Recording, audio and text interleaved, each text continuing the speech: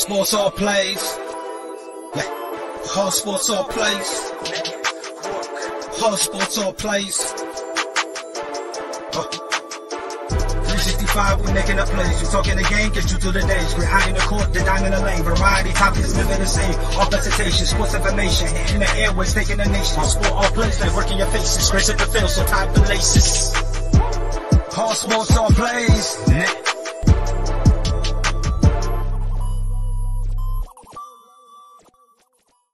What is going on? What is going on? It is a beautiful, beautiful day to be back sitting with Jim Cross. First one of the new year. Jim, it's always beautiful to see your lovely face on Pros and Joes. But today, you're not the hottest guy in the room right now. Usually. I don't think I ever am, man. You ain't got a lot of me in 2023. You know what? I think those Instagram posts speak for themselves. I think you're being modest right now. But we've got a couple national champions in the cut today for today's episode. Once again, I am Mike Hughes. This is Jim Cross. You are listening to Pros and Joes, where we talk friends versus foes for this season of this episode. We are sitting with two national champions, like I said, Logan Tanner and Landon Sims. Welcome to the show, fellas. How's everybody doing? Doing good. We'd love to see it. You know, I really just want to start off, Landon. We got to start off with you. Because Jim makes fun of me all the time from one guy to another I'm always injured. If I'm from Chicago, if you could compare me to anybody, it's Derrick Rose, and it's not because of my game. It's because I'm made of glass. But I do want to ask you, it's such a serious conversation when you're, projected to get drafted in the first round. And obviously you were dealing with your injury. Was there any concern there for you about where you were going to get drafted because of that injury? And was there any stress added to you?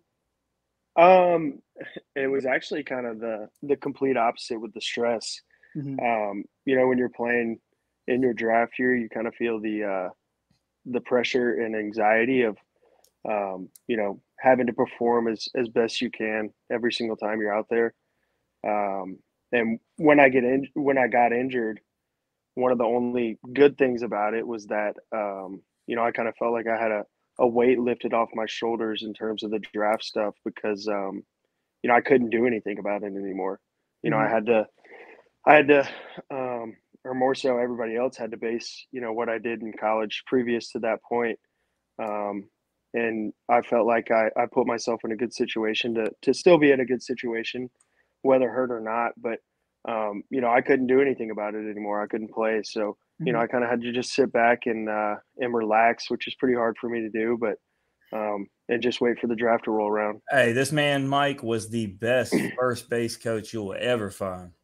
Oh, from one first base coach to another. It's an art. It's an art, 100%. So it is an art.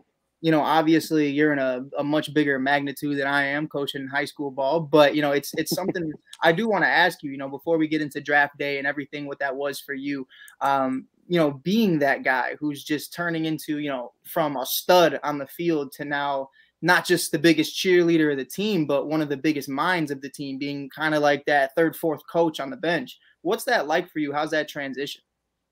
It was I actually really, really enjoyed it. Once my playing career is over, I want to go back and coach. I'm not sure what level yet. Obviously college baseball, I love, but just getting into pro ball now. So there's still a lot to learn. Mm-hmm. But it was honestly it was an easy transition for me. It was something that I could do to be a part of the team every day and kind of stay engaged in everything. And I got to travel with the team. I got to go on all the road trips. So that was a part of it. And it was a joy for me to kind of see the game from a different side of things because I was obviously working with the hitters instead of the pitchers. So that was a lot of fun just to see the game from a different side of things and kind of just be out there when I previously had never been out there in those kind of situations.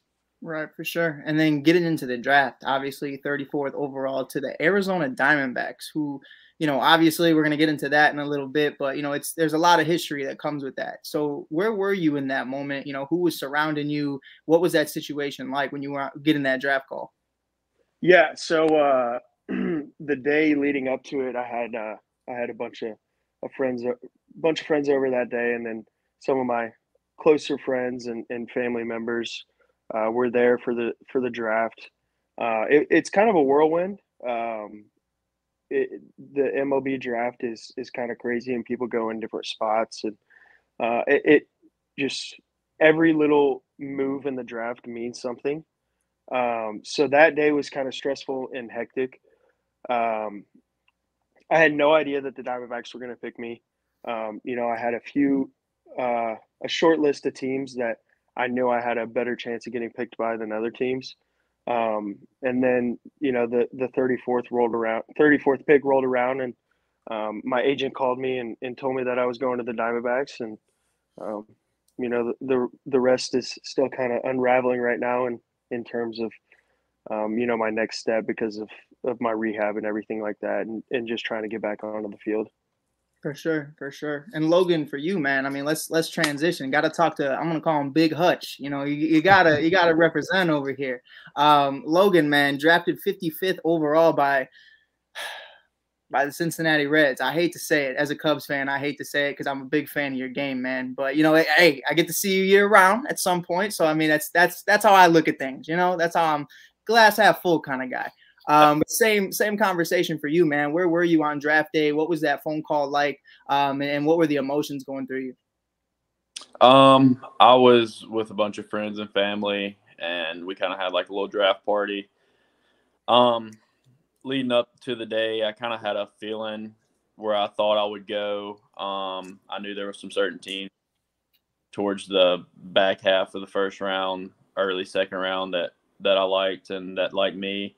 And then I really didn't talk to the Reds that much throughout the process. And I got a call from my agent, and they were like, "Hey, would you take this from the Reds?" And I couldn't say no. And it was really cool. It's something you dream of as a little kid. And I'm very grateful and fortunate to be a Cincinnati Red. Damn, Jim, he almost had me, bro. It was an amazing speech, and then he had that very ending to it. It just hurts. Bro, I mean, I'm with you. I'm a Cardinals fan, so I mean, I ain't feeling it. I don't look forward to him making it to the show and throwing down our guys. It hurts my soul every single day. Tell Joey I said hi. But in all seriousness, Logan, I want to say this in the most polite way I possibly can, because Jim was not holding back. I know how Jim feels about it, but there's a lot of catchers that got drafted this year. And a lot of them are in better positions than Mississippi State was going into this year. And I wanted to ask you, you kind of get drafted in the situation that you're in. There's a lot of catchers that, Jim and I both believe, aren't better than you.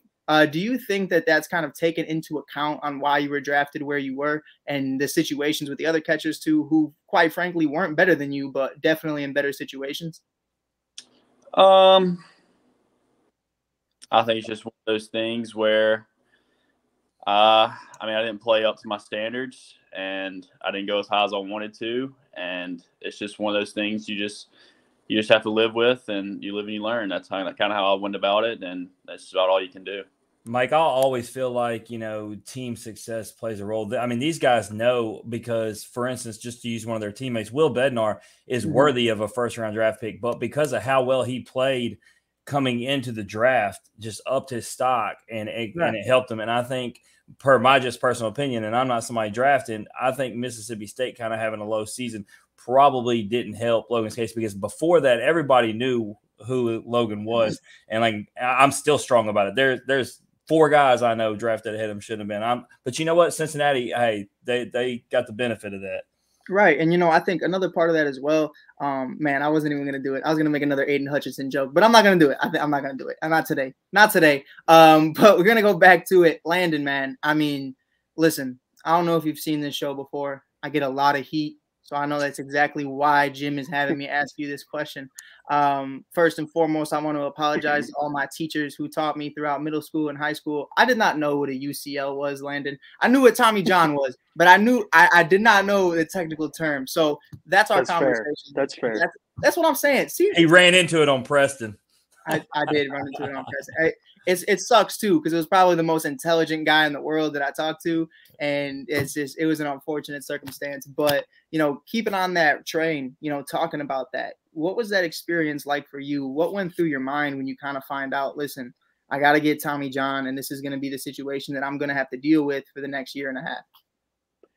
Yeah, so I instantly knew when I did it that it was my UCL, and I just torn it. The game I was pitching in, that it was a good one. It was a fun one. And I think it was my 53rd pitch. I threw a pitch. It was a ball.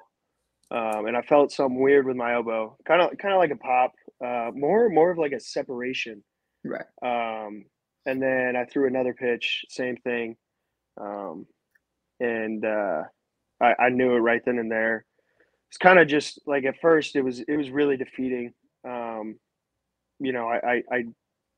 pretty much knew 95% sure before I got the MRI that that's what it was. So I was kind of prepared before the MRI results came back, and I knew for sure that it was Tommy John. But the best thing for me was getting to coach first base and to get to be around all the guys still, because if I would have just had to do that alone and stay back on the road trips and everything like that, it would have been a lot tougher for sure. Right. So just being able to be a part of the team still was really big for me, and helped me mentally for sure. Right. Logan, what's it like for you as the catcher? He says he gets hurt and then he tries to throw another pitch. I mean, what are you seeing? How are you feeling as you're watching it go down? I could tell after the first pitch he threw, something was a little off, because he was kind of stretching his arm a funny way, and I was like, that don't look right. So then we threw the next pitch, and he just went. I knew what had happened, and I just went to the mound, and in that moment, it's like a career-altering injury, so you get a little emotional, and whenever it happened, it was one of those things where it's very emotional, and you try to make the best of it. Because, that's like your guy. I mean, me and Landon, we've been guys for 3 years, and seeing him go down like that wasn't very fun for me. It wasn't very fun for anyone.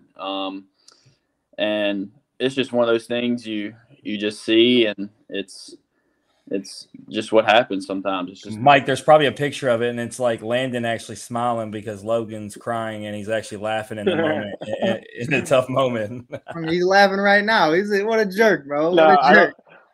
I think the only person that did cry was Luke Hancock. Actually, really? I think he cried before I did. That's insane, man. Logan. Yeah, I think he actually. It was when we were in Biloxi, and I came back for my MRI, and I told the team that it was torn, and I think Luke cried a little bit.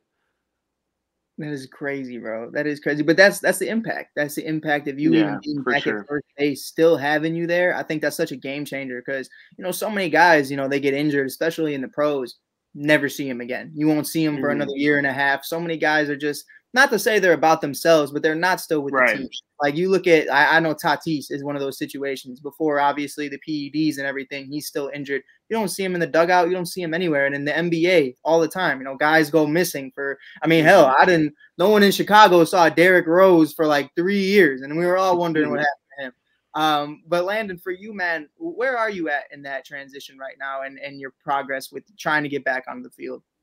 Yeah, so I'm back in a build-up phase right now. So, every time I throw, I'm getting either more volume in terms of how many throws I'm making, or I'm moving back in distance. So, I'll have about 2 more months of that, and then I'll get on the mound.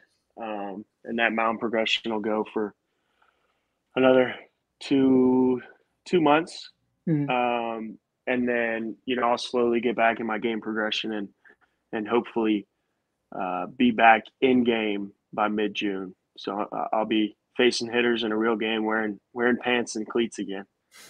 It's great, man. Before I hand it over to Jim, it is a very important question because medicine has gone so far, and throughout my, obviously my new history lessons, but with the UCL, I've been learning that guys are coming back 10 times better. And you've seen guys like you, Darvish, and Ohtani, and everybody else kind of bringing up their velocity and kind of just being the best versions of themselves that they can be.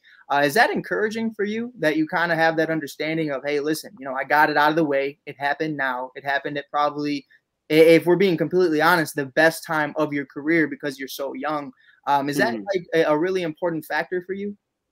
Yeah, for sure. Just seeing the success of guys from from top down, just the guys that have gotten Tommy John surgery and come back and been better.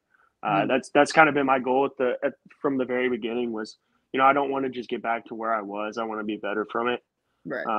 And thankfully, I got with a good surgeon. Actually, Dr. Krimchek, he's the Reds doctor.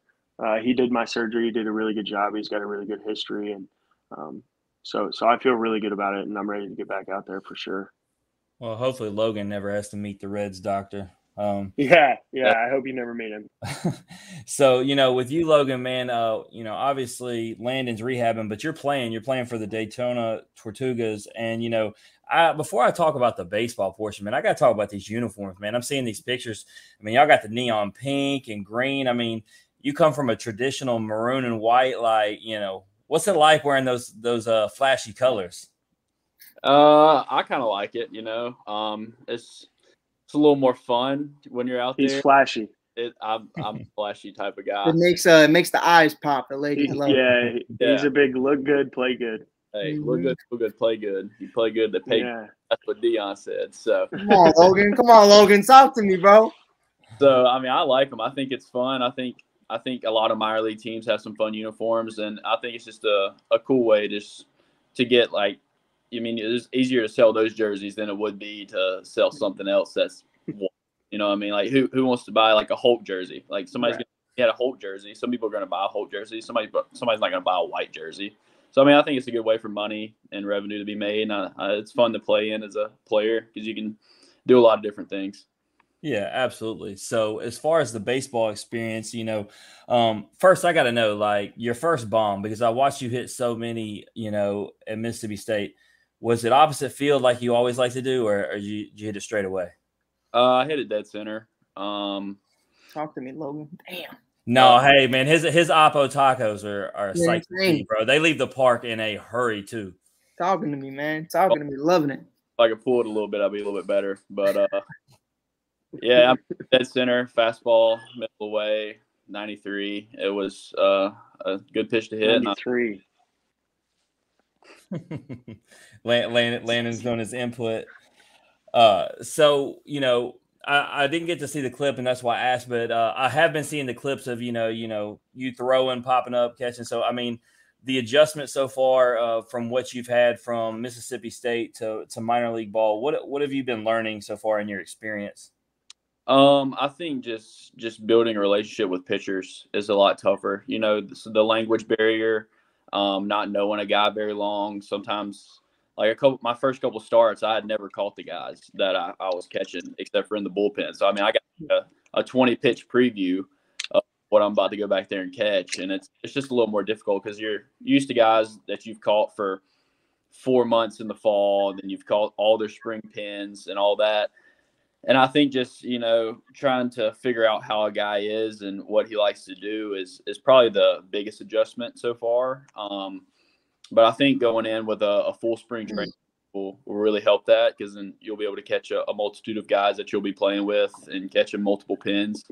So I'm really fired up for that. And that's about the biggest thing. Other than it's just the game of baseball. You just go out there and play. So what is Logan for you? I did want to ask, because it's such a huge factor. You kind of hit on that with the language barrier.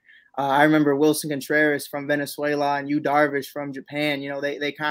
They start going together, and it's such a weird thing. It's such a weird thing. It's unnatural. Obviously, guys need to adjust to that. What's that like in the minors? Is there classes that you're taking, or is it just a day by day thing? You kind of go along and try to do your best. You can take classes. They offer classes. I'm probably going to take some when I go to spring training. You learn a lot of it in the locker room. That's basically where you learn the majority. I would imagine you can learn a lot in the locker room. He's probably learning potty words.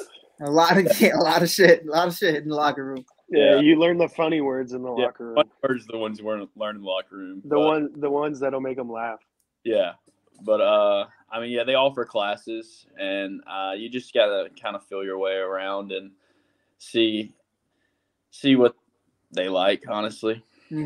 So speaking of knowing your pitchers, we had Houston Harding and Preston Johnson on here, and I told you Logan, because your episode on In Off the Bench came after Hootie's.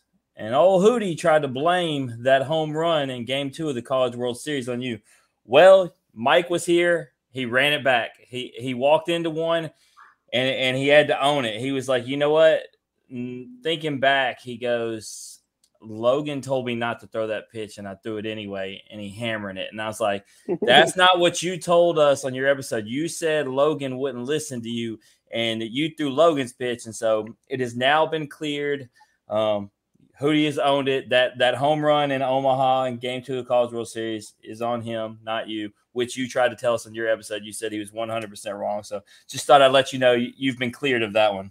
That's Sounds great. like Hootie.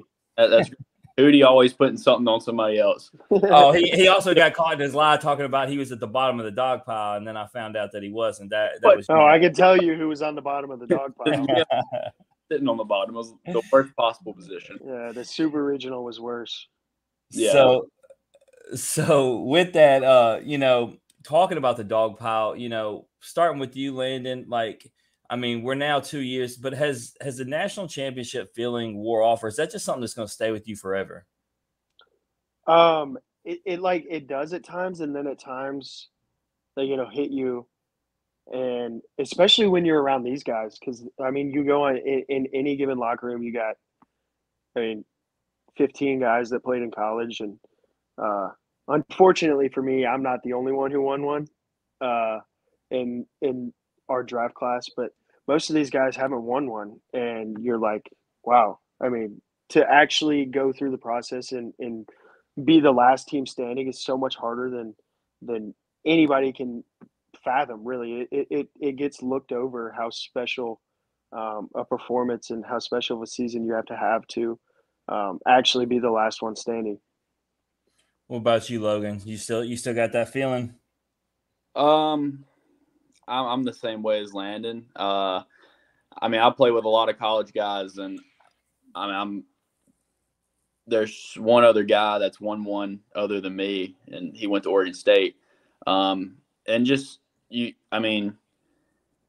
Nobody really knows what it feels like to actually win one and finish the season out on top like that. And it's just a hard thing to put into words. It's like almost like a gratitude that you feel towards that season and towards your teammates for that season. And it was a really special season with a special group of guys. Yeah, no, it's a really interesting thing, because when Austin Riley had came on In Off the Bench with Cam, he was talking about how when he was watching Cameron, how he just thought to himself he wished he could have won a national championship. And this is a guy who's won a World Series saying he wishes he could have won a national championship, which just speaks to what you two guys are talking about.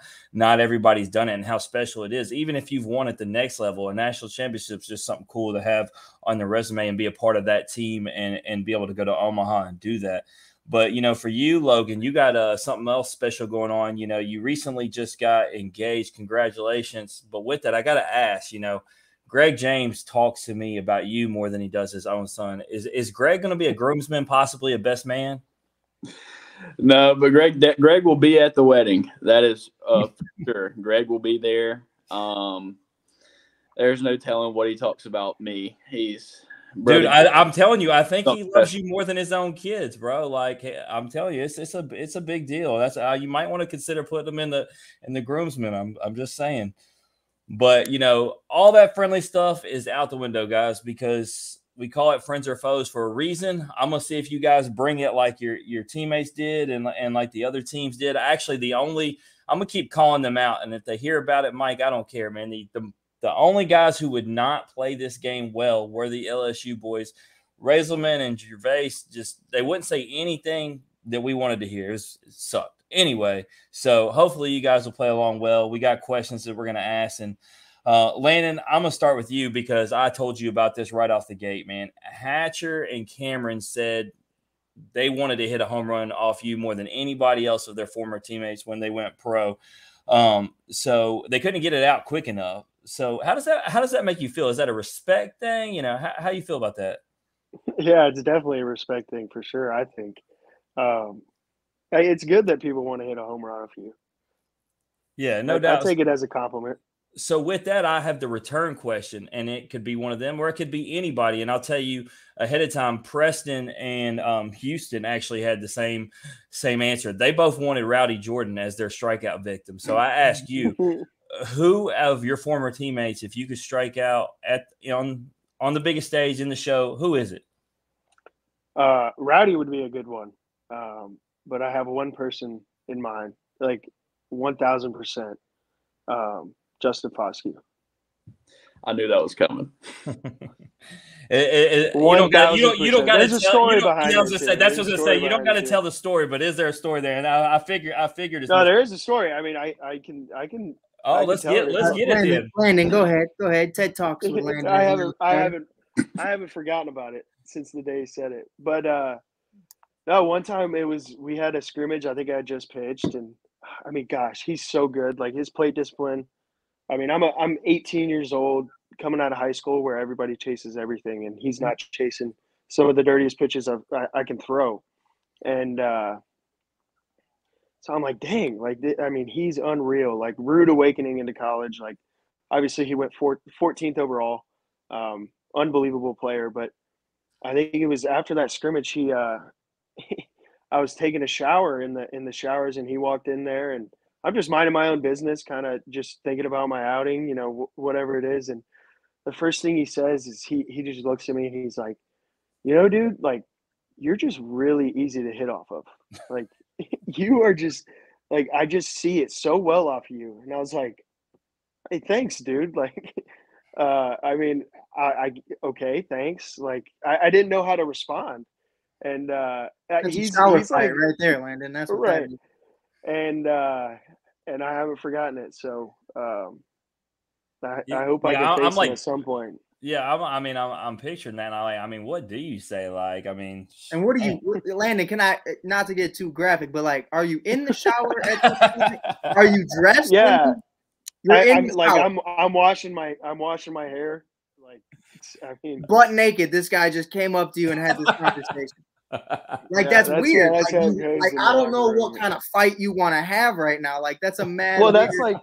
That's a weird when situation, when you spend some time in a locker room, like that is the last thing that you need to be worried about being weird. And Mike, and I'm going to tell you, if you look up Landon's history, we obviously did it bringing him onto the show. I mean, this dude was a football player, and there's a reason why he has that mentality on the mountain. He's not somebody I would particularly want to piss off or fight. Right. So so I don't know what he was doing in this moment, but I wasn't even mad. I was like, I don't know, like, because he's unreal, and obviously, like, I'm still in the stage where Justin Foscue just came off a great season. Like, they went to Omaha, and he's a big part of that. And he's my teammate now. It's kind of like a little not starstruck. I don't want to give him that status, but not after that conversation. Yeah, maybe if that conversation hadn't happened, but I don't know if Logan can relate to this, but it's kind of like that. It's big school, a lot of publicity, a lot of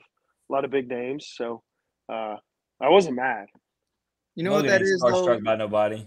I do think, Landon, that's your supervillain origin story right there. You're gonna come out and you're gonna be the best version of you. That's that Kobe Bryant mentality where somebody says something to you and you're just like, I'm gonna remember this for the rest of my life, and I'm gonna see you again. And that's just how you gotta take it, man. Even though personally myself, it's more scarring to me. Like, that's such a weird thing. Right. So flipping it, Logan, man, for you, all these pitchers, man, that have been drafted or signed, you know, with the availability to hit one of them, take them yard, who's it going to be? Former teammate? Any of them? Trying to think. I've gotten Hootie. I've gotten Preston. No, but it's different. Different hitting them. He hasn't gotten me. I'm talking about. Why you come for my guys like that? In the show. I'm not talking about at Duty Noble in scrimmages. It's going to be Landon. Landon's going to be my answer. Man, you're a unanimous answer, bro. That's the gauntlet. That's the infinity gauntlet. He's the last one standing. I think me and Landon are pretty even on the at-bats we've faced each other so far. He may have Landon's going to earhole Logan. I think I got the edge a little bit. Landon's going to earhole Logan their first AB against each other. He's put some good barrels on. on the ball that have gone for outs though, so I'll give them Worst- that. But an out's an out. It's Landon in October, and it's 27 degrees outside. Up there throwing 94, and I can't feel my thumbs. That's the Yeah, Landon. yeah. And I always had to face you in the inter squads because Luke would usually catch me Every time. Yep. Well, you got to separate the best from each other. Can't keep You y'all hear that, together when you do Jim? the inter squads. 27 degrees. They're playing in heat waves over there. I'd kill for 27 degrees, Logan. Bro, hey, let me tell you something, Mike. That's actually a hot topic with me right now because I've been doing my write-ups on Mississippi State, LSU, and Ole Miss because I went to all the fall games for most of them. I was bouncing all around like I always do. And I got these, writers nationally telling me what they know about these teams, but they weren't at the games, and I know they weren't because I didn't see them. Meanwhile, I'm sitting there hoodied up, freezing my ass off watching. And I said, don't try to tell me about Mississippi State or Ole Miss. I'm there watching. So if you ain't there freezing, you don't know. So 100%.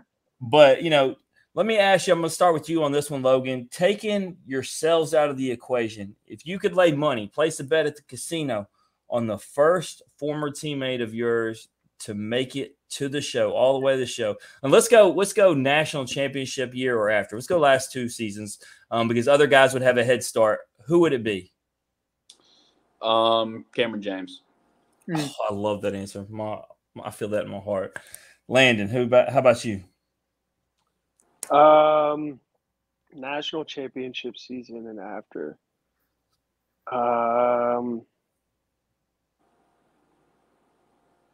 Probably Will Bednar. That's a good one. Yeah, I mean, if it just to me, that feels outside of yourselves. Outside of guess. yourselves, I feel like that's the best answer. I obviously love the Cameron James answer being that's my boy, but I feel like Will's the right answer. He can hear this conversation. He's my roommate. I see what you're doing there. I mean, is he going to live in the guest house when you get married, Logan? That's my question. No. he'll have a house. For sure. Another one for me, though, and I was talking to Jim about this. I feel like I don't know if you guys feel the same way. Situations are so huge. And I think, you look at, hey, this guy might be in single A, but that's why I told Hootie the last time we had him on the show. I was like, bro, you might be in single A, but I look at that Angels rotation and I'm like, yeah, F it. He might make it. Like, who knows? Like, it's really interesting. So I wanted to ask you guys really quickly, looking at, and it was no shade. It's no shade, especially towards Logan. My Cubs hat's over there. I purposely have it over there so I didn't upset nobody. But you look at the Reds, and obviously, you look at so many other teams. And we're going to have to talk about all that in a little bit. But did that matter to you guys when you did get that call? Kind of like, oh, listen, I'm going to a place where I actually have a really great shot at making a roster in the short term rather than the long term? I think if you play well, you're eventually going to find yourself to the big leagues either way. You can get traded. You can get pulled up. Somebody get hurt. I just think, if you're playing well, they're not going to hold you hostage in AAA ball if you're 27, 26, 25 years old. So I just think playing well and going out there and putting up numbers, I think eventually you'll find your way there. For sure. Yeah, I completely agree. I think it's all based off of how you play. Spencer Strider with the Braves climbed through 3 or 4 different levels and made the big league team in a loaded farm system. So it's if you're playing good enough and you're putting up good enough numbers, you'll get your opportunity no matter the team or organization, I think. Landon, I actually got a non-state question for you just because I was thinking about our guest and he brought up the Angels organization. Everybody so far unanimously has said that they think Ben Joyce from all the Tennessee guys that we've had on will be the first one up. Would you agree with that as a pitcher? I think he's definitely got a shot at it. At this moment in time, I would believe that he has a better shot than anybody else. But I think it goes off. Those guys see real heat all the time, and the day he pitched in Starkville was the first time I've ever seen anything that fast. And I mean, you couldn't even see the ball really. Well, whoever's working with him specifically, he said who it was, but I obviously can't remember the pitching coach's name. But what he's been doing with the Double-A Trash Man is it's interesting because everybody talked about that 104, 105, and it's came down to where he's more throwing a steady, consistent 100 or 99, which I say that as if that's slow, but the movement on it is a lot filthier. So whatever they're getting him to do to take a little velo off and change the mechanics to where it's moving more, he's became even nastier than he was. Yeah, I mean he's really, really talented, and I wouldn't be surprised if he makes a big league roster this year. I mean, you just can't take that out of the equation. No doubt. So here comes my personal favorite question. Logan, don't be lying because Cameron's somewhere lurking to hear. All right, so I'm gonna start with you again. Of all your teammates, who's hit the best bombs? Like, who's the most fun to watch hit a home run? And if it's yourself, hey, say it.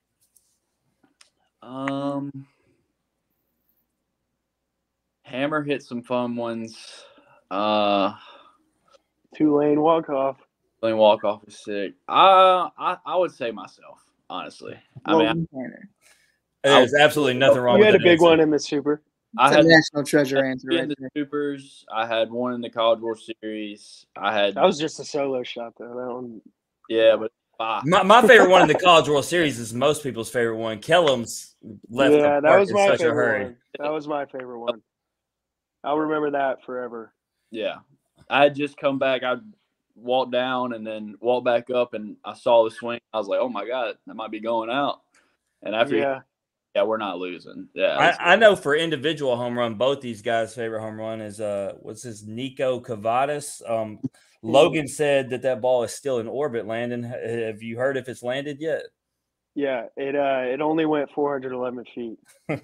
Damn, Landon. But it went 411 feet in the air too. This had to happen, Mike. He grounded out into a double play to end this series. Hey, Landon. No, Mike, you got to smile. Landon was like, "F that." No, he actually he laughed about it when we talked about the first time because he hadn't given up a home run all season. And they were beating the tar out of Notre Dame in this game. So the home run didn't even matter. And so this needed to happen. It mattered. It mattered. It made me pitch him a lot differently when he came back around to hit. But no, Logan put down a fastball, and I said, absolutely not. Mike, if you're watching on TV like I was, the commentators are talking about him. They're calling him the Greek god, right? And all he was doing was getting out all series. He hadn't done anything. And so when he hit this home run, it didn't matter that he was like 1 for 11, man. His status was back. Like he hit off Landon Sims. It helped that it went viral. Right. No, 100%. But hey, I will say this: Brannigan came on his episode right after they eliminated Tennessee and said it was because of you guys that molded them to make them ready to go into Lindsey Nelson. So Mississippi State helped mold Notre Dame into the team that they were and became. So that they shouted you guys out. But for you, Landon, did you actually say who the best home run hitter was for you? Oh no, I did not. In terms of like sitting there and watching, Hunter Hines. Ooh, Hunter Hines. In terms of like, I was the happiest when he hit them.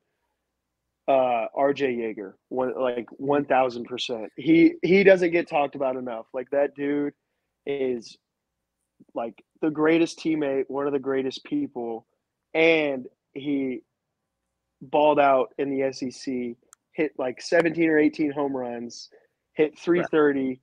Like he's a beast, and I love that dude for sure. And Logan's hit some pretty good ones too. I actually had a pretty good video. Can't take it away from that. Speaking of going viral, it didn't go viral like the one y'all referring to, but it I don't know. It had like 15,000 views on Twitter of that one. I made RJ a promise because we had him on before the Ole Miss series, and I said if he hit a home run while I was there, I'd do a Jaeger bomb right there on the spot.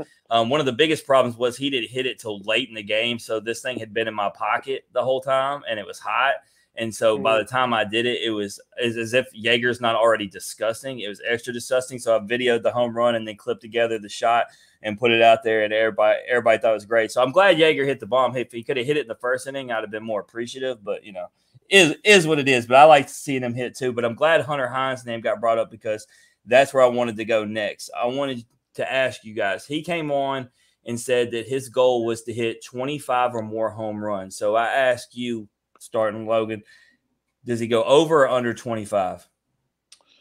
I think it really depends on what kind of approach they're with. Like, you can't go with the latter. You give it to me, man. Is he going to do it or not? I love Landon, bro. I'm going to go under. I'm going to say he hits 19. No fade. Not even going to give him a hater, bro. Not even a 20 fan. He's not going to get pitched to enough. That's going to be his problem. You know what? That's a safe, some comfort. way out. All right, Landon, you going to bet on your boy or no? Look, man, 25 home runs is hard. Ironically, it seems to be. There's a lot of confidence go around because we had Blake Burke, Tommy White, and Hunter Hines. I mean, if we only played about 50 games last year. I don't know how much of college baseball regular season schedule is. You play 50 games, you're hitting one every other game. You got to throw in some multi-home run games in there because you're not going to hit one every single game. I mean, they're not going to have the season that we had last year. Let's just throw that out there. But I mean, in the sense that they play 50 games, that's a home run every other game, like that.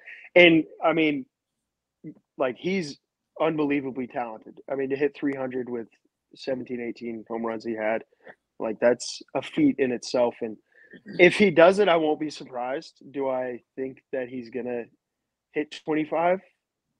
Maybe. I can't.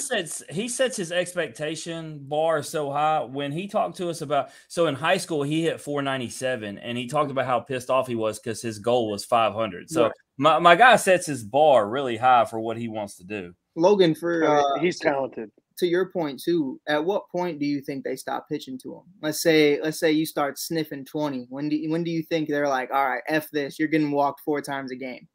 I mean, he's no offense, Hunter, if you watch this, but you're probably like one of the slowest humans I've ever played with. So you're it's not like you're gonna be a base path demon out there or anything. So no, he is the base path demon in terms of he's the worst base runner I've ever seen. But I mean, like, would you rather him hit a 2-run homer, or would you rather first base and maybe get the next guy out? It depends. It's just going to depend on how much he gets. And his protection around him. Yes, exactly, Jim. Yeah. Yes. And for me, for prediction wise, this wasn't something I was asked a question, but just bringing that up, thinking about how the lineup might look. I mean, I really expect a big year for Kellum. I think it's all going to be put together, and I think that possibly who could be behind him. We'll obviously see. I expect Luke to have a Hancock to have a bounce back year. So we'll see when it comes to Mississippi State. But I want to ask, from a pitching standpoint, coming to you first, Landon. Outside of Cade Smith, who everybody already has high expectations of, who do you predict will have the biggest season for Mississippi State this year? I got to go Casey Hunt or Parker Stinnett, one of them two for sure. Those are my boys, so I might be a little biased, but they're really talented. It's going to take one little thing for them to put it all together. I mean, Casey Hunt has his numbers on his stuff are unbelievable. He was battling with some stuff last year, and but there were flashes, and they both had flashes of being really, really good. They just once they put it all together, and I know they will, like, they're going to be lights out, and it's going to be awesome to watch. Yeah, absolutely. I agree. I don't think there's any bias there. Logan, you with the same answer? Or you got a dark horse? I'm going to go the exact same answers. They're my boys too. So I think they put it all together. They could be really, really talented. I mean, they showed flashes last year, as Landon said, where they were just dominant. And then sometimes they get a little loose mechanically, a little bit of head case in there, and then falls apart. But I mean, when they're on, they're on. Landon always laughs at these things. He's got thoughts constantly. So last one, I'll put y'all on the spot on this one. I'll start with you again, Landon. If you could pick an MVP for the upcoming season for Mississippi State, pitcher or hitter, who's it going to be? MVP. Wow. Okay. I'm gonna go with a new guy, just because I don't want to have any bias. He's not going to pick amongst his friends, is what he's saying. I mean, all those guys have proven themselves to a certain extent.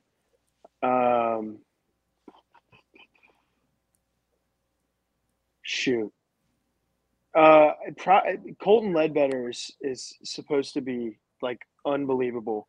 Put up like stupid numbers last year at Samford. He's a big draft prospect. He's getting a little bit of hype around him now, and I think he's going to be really, really, really good this year, and have an unreal year and probably get drafted pretty high. What about you, Logan? Who you got? I'm going to go with Dakota Jordan, freshman. It's a good pick. Starkville Academy or Jackson Academy, which I can't remember which one. But I watched a couple of their fall games, and he hit some absolute laser, and he's a physical specimen. So I think he has a big year. I think his body is ready to go, and he looks like he could be an impact player from the beginning. Without a doubt, without a doubt. Now, Landon, I want to start with you because this one, we're getting into minor league baseball. It's one of my favorites. Hold on, Mike, I got to cut you because of the questions that just came through. This question, this is great, and you can ask it. I'll put it on the screen. I'm not asking. I'm not asking what teammate they would not trust dating their daughter. We had this exact conversation last year. We've had a lot of these conversations. Oh, well, who is it? Put him on blast. Why, Landon? Who is it? And tell me why it's Mikey Tepper. There's probably a few different people, a lot of different people, and for a lot of different reasons. Just say Tanner Allen. Come on, bro. Shoot. Yeah, I'll go with Mikey Tepper too. Yeah, he's just a goofball. All right, now you can continue on, Mike. That question came through, and I started laughing because that's a question that's, man, you talk about wanting to throw one of your teammates under the bus. Nah, yeah, for real. It definitely is. I always hate that question because it's always me. But whatever. Nah, but in all seriousness, though, getting into minor league stuff, you know, spring training's coming along, and Landon, you got so many minds that you could pick in the Diamondbacks organization right now, man. I mean, you talking from Mad Bum to everybody else. Who are you most excited to potentially see, and who would you want to pick the brain of most? So actually, the really cool thing is I'm around a lot of the big leaguers every day, so I wouldn't probably pick one specific person. It's just a different group of people, players, staff members, trainers, strength coaches. From the top down, I'm just trying to get any information and kind of just stay in my own lane, head down, do my stuff, and talk to people as much as I can and try and learn stuff. Definitely. And, our guy, Jay Ness, huge D-Bags fan, man. I mean, he loves them. He loves them, and he's been talking about it for years, waiting for a group to come along and kind of bring Arizona back on the map. I've been looking at the pipeline. I've been following it for a while. It's kind of scary for a while. It's kind of like, I don't really know. But the last couple of years have just been incredible with development and drafting. How excited for you to kind of see that group come together at some point? I'm extremely excited. There's a lot of good things going on with this organization right now, and I think that we're really close to putting up some good winning seasons and make some playoff pushes and be in the playoffs for the next few years. There's a really good group coming up, and there's a lot of established veterans as well. So from the top down, it's pretty stout, and I'm really excited to watch them this year. Without a doubt. Now, Logan, got to talk some Reds, man. Got to talk some Reds before we get you guys out of here. Hunter Green, a bunch of other guys that you could look at. Brandon Williamson. I always butcher this kid's name, Nick Lodolo. I think I pronounced it correctly. I've heard other people say it so many different ways, but I think it's just the Cincinnati accents. But how excited are you to kind of just be up there and be with the best of them? Because the pipeline right now for the rotation itself is insane. I mean, I usually don't give, the Reds bullpen or the Reds starting rotation any love since the early Trevor Bauer days. But right now, I mean, they look incredible. So how excited are you to kind of just continue to climb the pipeline and eventually make it up there with the bigs? I'm fired up. I mean, we have a really young staff with a bunch of great guys. You've got Hunter Green, Nick Lodolo, Graham Ashcraft. We've got some guys in the system that are really good. And I'll be up there for early spring training, so hopefully I'll get to catch some of those guys' pins, get to know them. I'm pretty fired up about it, and I'm ready to make my way through the system and hopefully get to play with those guys for a few years. Without a doubt. And this is my last one before we let you guys out of here, get to some fan questions. Yeah, I was going to say, we got them fan questions. Man, see what I'm talking about, Logan? He don't let me finish sentences, bro. I was 2 seconds. 2 seconds, I would have been good. But I'm just playing with Jim. But in all seriousness, same question for you. You know, going into spring training, you don't have to pick someone specifically. But if you could pick the brain of somebody, whether it's a catcher or a guy like Joey V, or somebody else, who are you most excited to kind of see and just see them go about their everyday routine? I think Joey Votto would be just like a really cool person to talk to. He's been in the organization for 18, 20 years, something like that. And just talking to him, he seems like a fun guy to be around. Everybody I know that's met him said he's awesome. So hopefully I get to talk to him and learn a little bit from him here in spring training. Without a doubt. So fan questions, man. I told you guys before we came on, Mike, we've been posting for fan questions. It really shows the love for these two guys because by far of the 7 episodes, they got a bunch. I had to even narrow it down. But I'm gonna start. Y'all are probably familiar with Lounge Dog. He's probably the face of Twitter when it comes to Mississippi State baseball. Mike. This guy will fight anybody and everybody on Twitter to defend his team. He's already. Now that we're 29 days away, he's all over it. And of course, we had a clip right now. It's going viral. Mike from last night. Luke Lipsius came on our episode and said Dudy Noble was the best stadium, and as far as opposing crowds, it was the best crowd that he's ever played in both times he did it. So now they're all having fun with that because Mississippi State, they should be. Dudy Noble is that spot. But his question is, taking away Dudy Noble or Omaha, I'm gonna start with you, Logan. What's the best atmosphere you've played at stadium wise? My favorite stadium to play at was Founders Park in South Carolina. I just thought that stadium was really cool, the way it was built and the stands were built. Atmosphere-wise, A&M was incredible. They get into it. They got all the chants. They're singing all the music. I heard they're like a cult down there. It is. I have a cousin. He said it is. I have a cousin that goes there actually 2. My first cousins do. But they're really fun to play in front of. They heckle you, but they're funny about it, and it's just fun to play with. What about you, Landon? Yeah, that's exactly my same answer. A&M they were loud, they were engaged, literally from the first pitch to the last pitch. They were getting on people. Casey Hunt got wrong against them, but. Really, anywhere in the SEC is fun. The Ole Miss atmosphere was fun. Just rivalry, close game. Really, really good series. Arkansas was kind of a little disappointing, to be honest with you.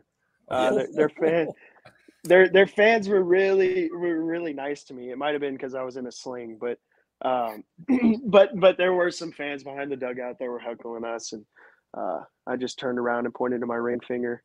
Damn. Come on, Landon. I'm really gonna step on some toes right here, Landon. Let me say this. No. Let me say this first. Arkansas, their facilities are beautiful. Their field's beautiful. Their fans are engaged and they're loud. And I don't want anybody on Twitter coming for my neck for talking down on Arkansas. I'm not. They're gonna come for your neck on the ring thing, because right now the ring thing is a hot debate. Mike, I don't know what Arkansas was doing, man. You got to win a natty to get a ring, and so they gave them a ring for going to Omaha, and so Mississippi State and Ole Miss fans are on them like white on rice. We giving participation trophies now. That's what they're saying. Hey, everybody gets a ring for going to Omaha. Everybody gets a super. Well, listen, man, I'm ready for my ring. I'm excited. Come on, 1, 2. All right, moving on. All right, so Logan, I'll start with you on this one.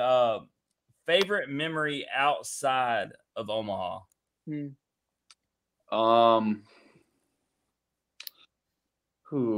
a good one.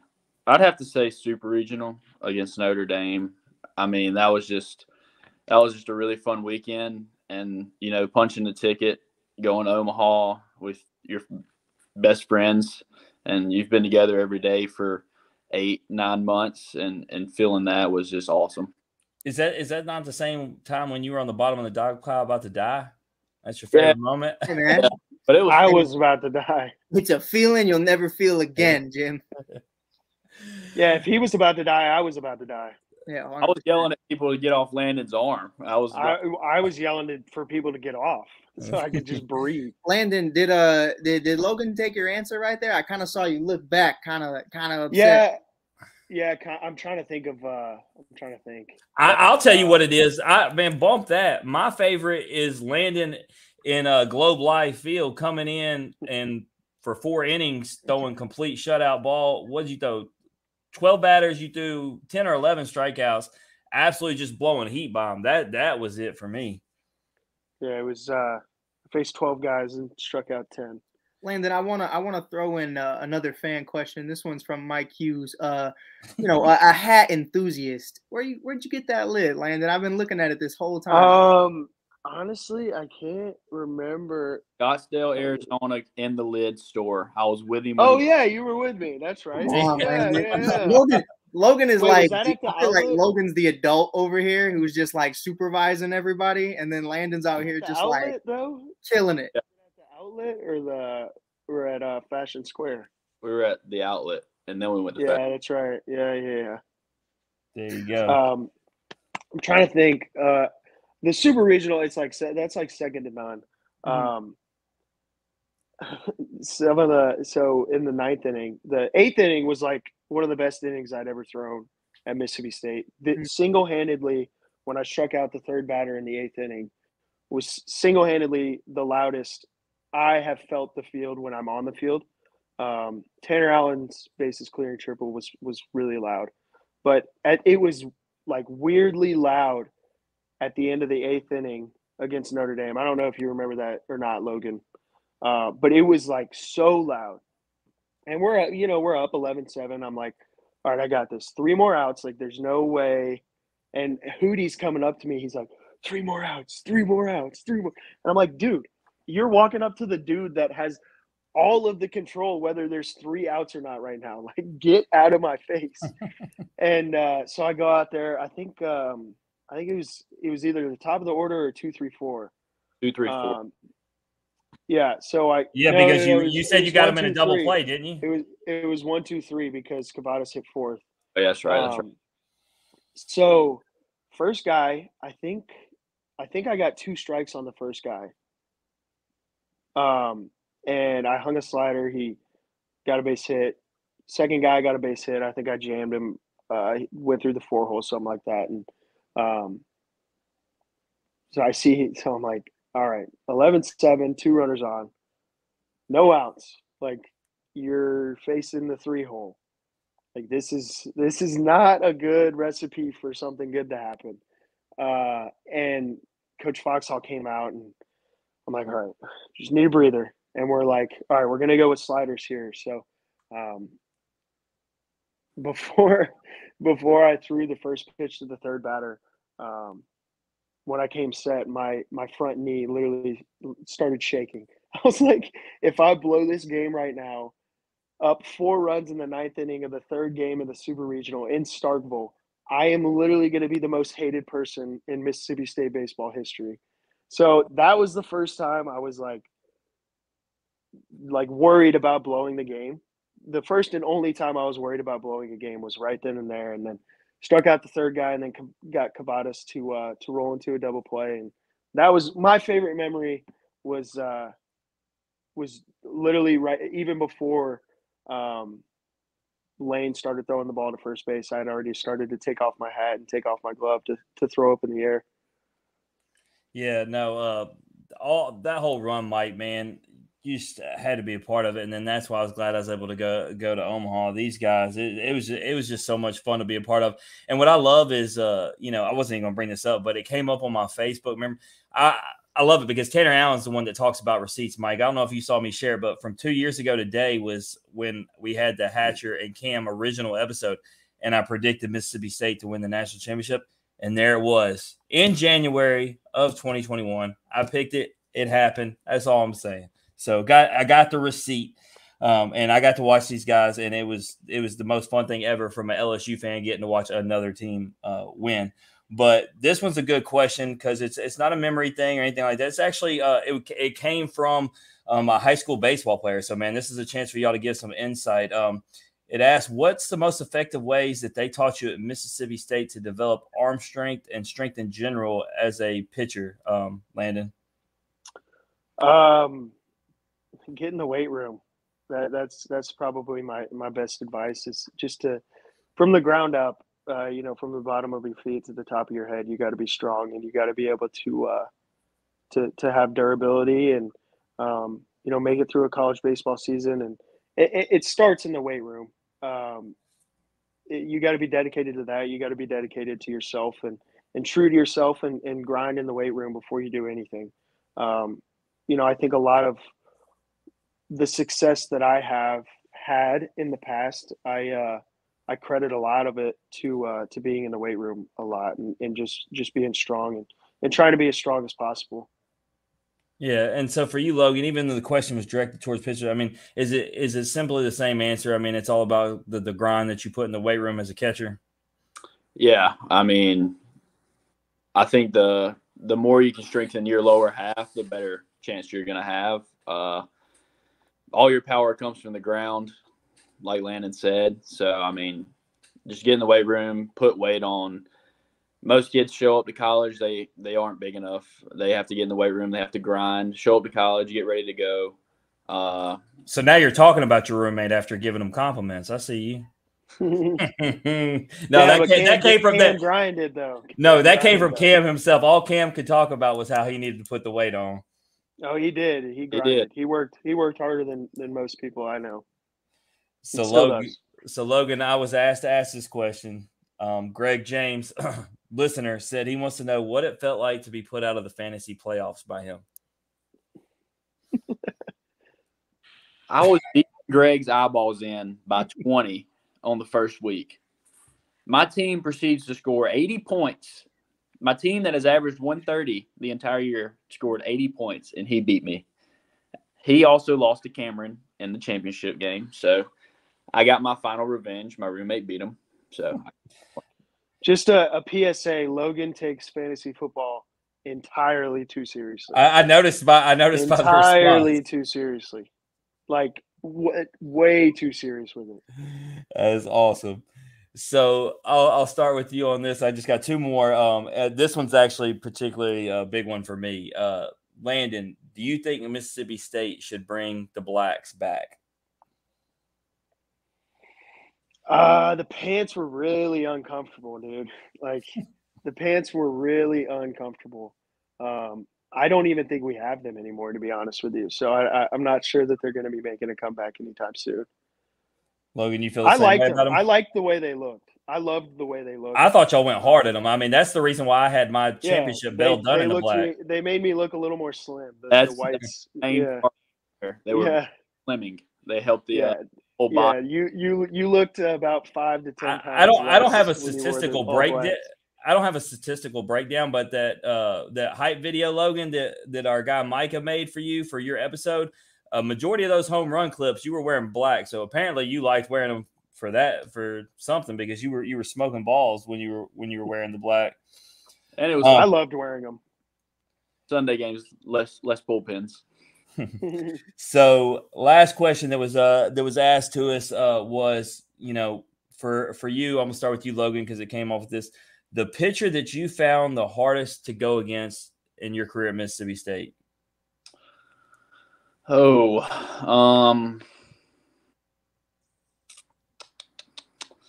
Ty Madden, he pretty much owned me. I was like 1 for 11 with 9 punchies.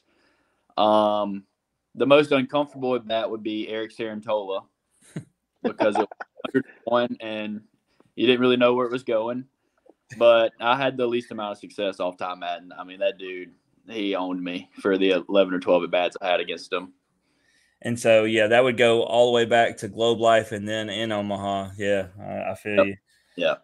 All right, so last question, Landon, and ties to the same thing. The hardest hitter that you felt like you had to face, whether it was one time or multiple times. I'll say this just because you brought up a Texas guy, Antico, from Texas. I faced him. I mean, I pitched against Texas three different times. I think I threw 10 to 12 innings against them. But he, the 2 times I faced him in Globe Life, he put up a really good at bat. Both times, actually, he worked a full count the first at bat, and then another full count in the second at bat, and then he popped out to right field, and then he hit a home run off of me in Omaha. I can't remember what he did against me the second time I pitched against them in Omaha, but he's tough. He's really, really good. He's kind of underrated, honestly. He didn't get talked about enough. He was a really good ball player, and I think he's going to be a big leaguer. Without a doubt, without a doubt. Really quick, guys, don't mean to put you on the blast. Before we get you out of here, if you guys could pump out your social medias or just anything you guys got going on, whether it's a foundation or just anything, baseball lessons. Logan, we're going to start off with you, brother. Where can everybody find you?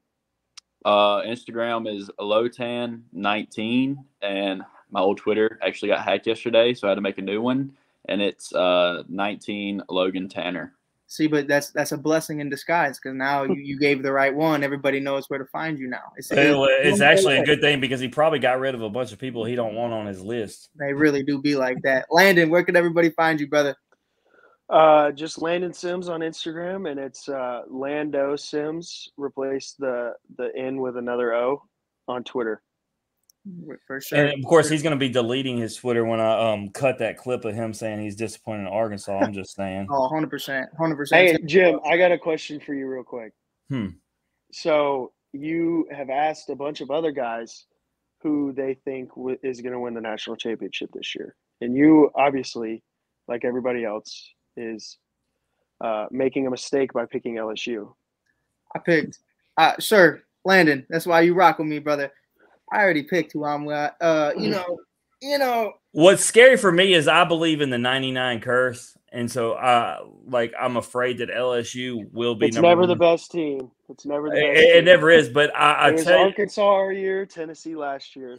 But I tell you this, and I did a post the other day after I did my top 25, and I said, give me these 5 against the field. Now, obviously, that's kind of cheating, but LSU, Tennessee, Wake Forest, Arkansas, and Stanford. And the team that I really believe in, and you should for the same or the way being that you're a pitcher, Wake Forest pitching is nasty. And I know a pitcher at Wake. Yeah, and so I believe that Wake Forest, obviously they don't maybe carry the name and they're in the ACC, not the SEC, but that's the team that I think everybody needs to look out for. Without a doubt. Logan, how you feel about it? He said State's winning it all, bro. Quit playing. I think State has a pretty good shot. I think LSU has a good shot. I don't think the best team ever wins it. If you're going to play it off of paper, it's going to be LSU. Just the talent they have is overwhelming. They should have 4, 5, 6 maybe draft picks, top 5 rounds, probably 3 or 4 first rounds. 3 rounds. Yeah. But, there's always going to be a dark horse that comes out of nowhere, and I'm excited to see, and I'm definitely excited to watch this season, who wins it all. Without a doubt. Without a doubt. We appreciate you guys coming on, man. This, again, the national champions, Landon Sims and Logan Tanner, pros who have turned into foes. This is Mike Hughes sitting here with Jim Cross. You are listening to Pros and Joes on the All Sports All Plays Network. Peace.